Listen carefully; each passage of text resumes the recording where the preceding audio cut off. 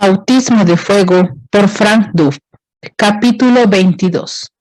Paso lo inveterado. El capítulo anterior puso al descubierto el modo como todos los personajes de aquella malvada región habían sido entrevistados de manera formal por nuestro Tribunal de Seguridad Pública. Todos los demás habían sido objeto de campaña de súplicas constantes por la gran fuerza de legionarios que a diario recorrían la zona durante aquellas semanas emocionantes. Nuestra descarada empresa se había desenvuelto en conformidad plena con el designio original. El infinito enredo de Bendy Place se había sometido con mansedumbre desconcertante al proceso de disolución. Los extremos más desordenados habían sido recogidos. Ahora todo se encontraba ya esbozado y listo para los últimos y drásticos toques. Entre estos, el primero había de ser el designar el día del cierre, en el cual, según las promesas de todas aquellas notabilidades, Bentley Place abandonaría su negocio voluntariamente y con cierto aire de gloria.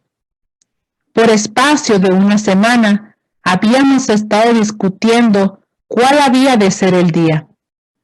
Ya le dije más arriba que nosotros rendíamos a un dorado término medio entre demasiado pronto y demasiado tarde. Ahora se iba estrechando el campo de elección.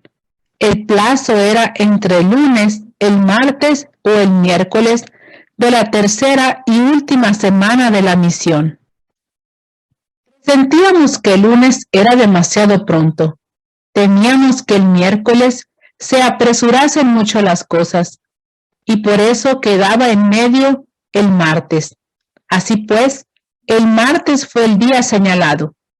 Entonces, inmediatamente, y por todos los medios de comunicación, anunciamos a boca llena aquel hecho, notificándolo individualmente a aquellos a quienes más de cerca tocaba a los propietarios. Indudablemente, sería exagerado decir que la intimación fue aceptada con entusiasmo. Se tomó, sin embargo, con el mismo espíritu de negociación con que antes funcionaba, esto es, como el que cumple un deber. Y supongo que nada mejor podía lograrse en aquellas circunstancias. El tiempo que mediaba entre el anuncio y el día fijado fue un cúmulo de actividad febril. Principalmente consistía esto en verse con la gente, mantener contacto con las chicas y con todo y cada uno de aquel distrito, para conservarlos en su buen ánimo y decisión en dar el gran paso del martes y abandonar su antigua vida, a la cual, aunque fuese trágica, estaban acostumbrados.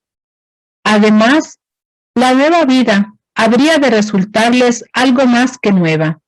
Sería un negocio perdido, un negocio de trabajar sin tener en qué. La perspectiva de caminos difíciles es peor que la dificultad actual. Podría asustarlos, y así necesitaban de tantos ánimos como fueran capaces. Pero en aquellos momentos nuestra mayor preocupación eran los nuevos inquilinos que ocuparían las casas. Todavía estábamos buscando por los alrededores familias convenientes. No parecía necesario hacer aquella famosa circular urgente destinada a aquellos cuyos nombres habían sido anotados con aprobación, porque las cosas caminaban hacia el martes de acuerdo con el plan. Así que no había necesidad de una movilización más pronta y repentina de nuestra guarnición.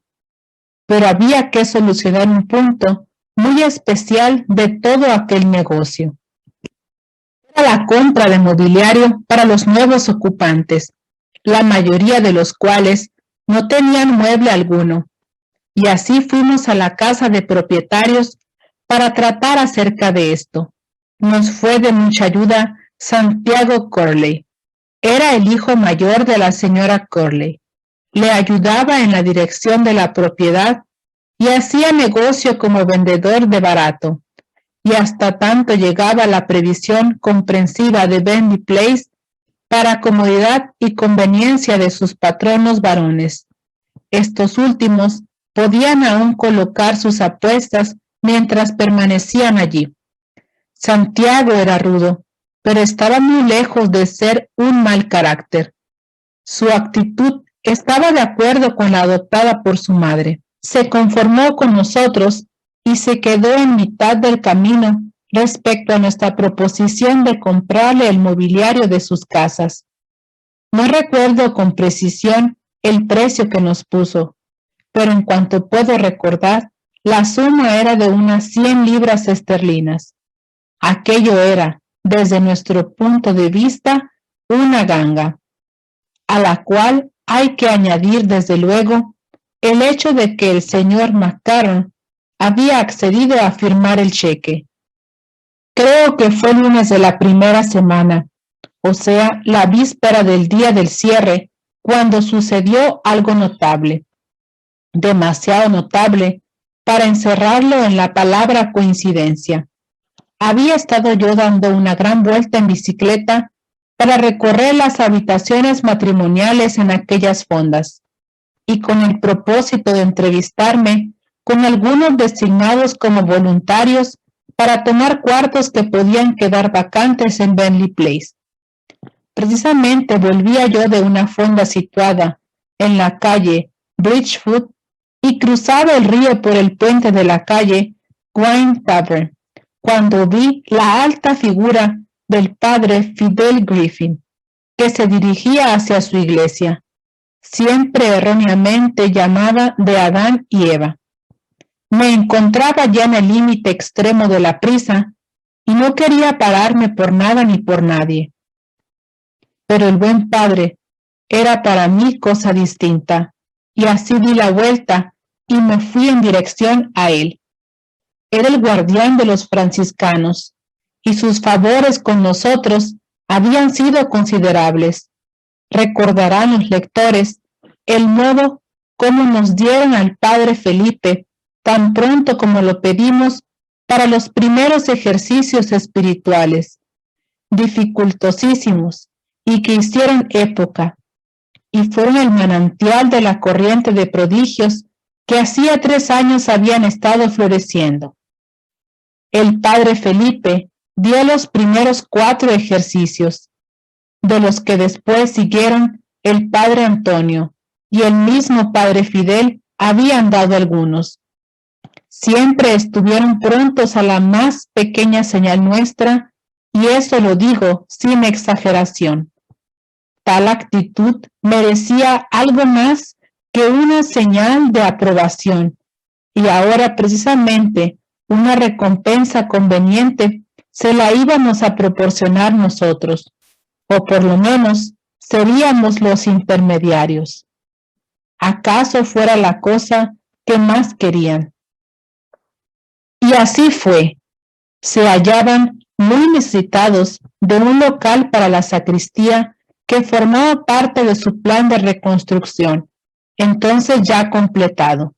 Algún tiempo antes habían comprado un solar, en el cual había, sin embargo, 2 casas de alquiler llenas hasta el tope.